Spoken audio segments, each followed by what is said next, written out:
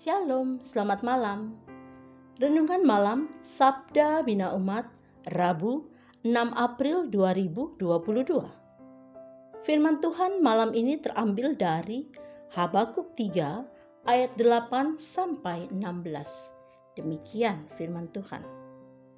Tetapi sungai-sungaikah ya Tuhan? Terhadap sungai-sungaikah murkamu bangkit? Atau terhadap lautkah amarahmu? Sehingga engkau mengendarai kuda dan kereta kemenanganmu? Busurmu telah kau buka, telah kau isi dengan anak panah. Engkau membelah bumi menjadi sungai-sungai. Melihat engkau gunung-gunung gemetar, air bah menderu lalu. Samudra raya memperdengarkan suaranya dan mengangkat tangannya. Matahari, bulan berhenti di tempat kediamannya. Karena cahaya anak-anak panahmu yang melayang laju, karena kilauan tombakmu yang berkilat. Dalam kegeraman engkau melangkah melintasi bumi. Dalam murka engkau menggasak bangsa-bangsa. Engkau berjalan maju untuk menyelamatkan umatmu, untuk menyelamatkan orang yang kau urapi. Engkau meremukkan bagian atas rumah orang-orang fasik, dan kau buka dasarnya sampai batu yang penghabisan. Engkau menusuk dengan anak panahnya sendiri kepada laskarnya yang mengamuk untuk menyerahkan aku dengan sorak-sorai. Seolah-olah mereka menelan orang tertindas secara tersembunyi.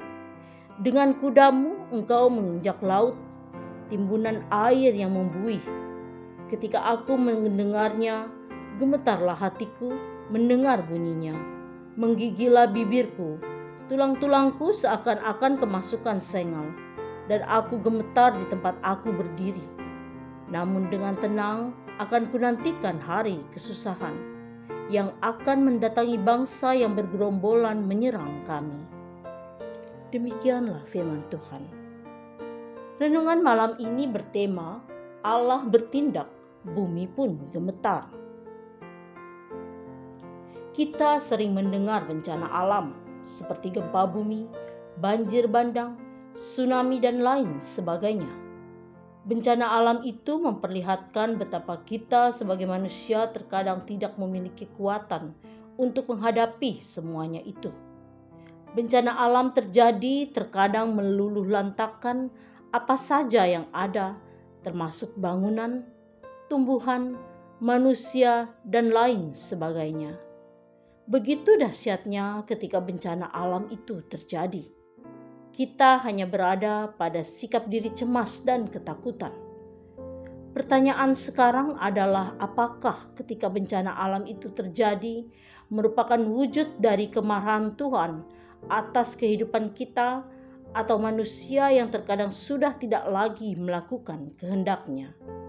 Memang peristiwa alam bukan bentuk kemarahan Allah kepada manusia atau kepada bumi yang diciptakannya. Tetapi sesungguhnya semua peristiwa itu terjadi menjadi sebuah peringatan buat kita semua. Peringatan itu juga mengajak kita semua untuk memperbaiki hidup agar berkenan kepadanya. Memang berbeda dengan pandangan para nabi pada masa Perjanjian Lama.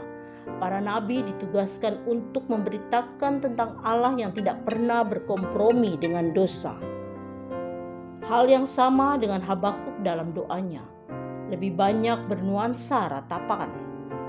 Habakuk melihat bagaimana umat Tuhan harus menghadapi kehancuran ketika Allah menyatakan kekuasaannya.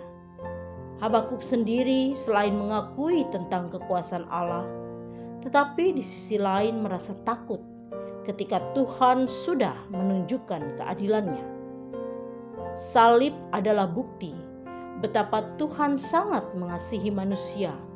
Karena itu dia tidak segan-segan mengutus anaknya untuk menjadi korban penebusan umat manusia. Tindakan Allah bisa berupa kemarahan ketika hukuman yang dinyatakan kepada umat manusia, tetapi juga bentuk kasih-Nya yang agung atas ciptaannya. Karena itu, tetaplah hidup dalam kebenaran firman Tuhan. Bila tiba saatnya, kita pun akan dikumpulkan bersama-sama dalam kemuliaan-Nya. Doa malam ini, Tuhan, kami sadar bahwa kami tidak sanggup menghadapi kemarahan-Mu. Karena itu, berilah kami kuasa Roh-Mu yang meyakinkan bahwa kami akan memperoleh keselamatan. Amin. Demikianlah renungan malam ini. Selamat beristirahat. Tuhan Yesus memberkati.